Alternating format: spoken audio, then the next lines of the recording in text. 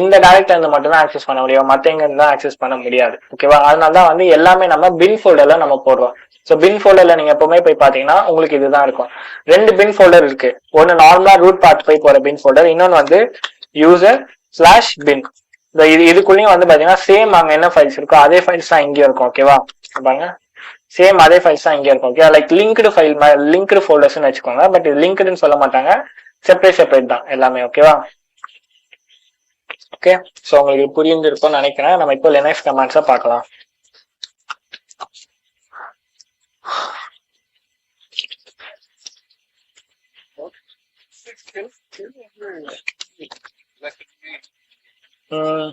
இல்ல, இப்ப வந்து நீங்க ஹேக்கிங் சொல்லிட்டு வந்துட்டீங்கன்னா லினக்ஸ் ரொம்ப இம்பார்ட்டன்ட். என்ன கேட்டீங்கன்னா லினக்ஸ் ரொம்ப இம்பார்ட்டன்ட். ஸோ லினக்ஸ் நீங்க படிக்கிறீங்கன்னா கண்டிப்பா நீங்க ஷெல்ல தெரிஞ்சுதான் ஆகணும். ஷெல்ல தெரியாம நம்ம எதுவும் பண்ண முடியாது. இப்போ நம்மளோட டாபிக்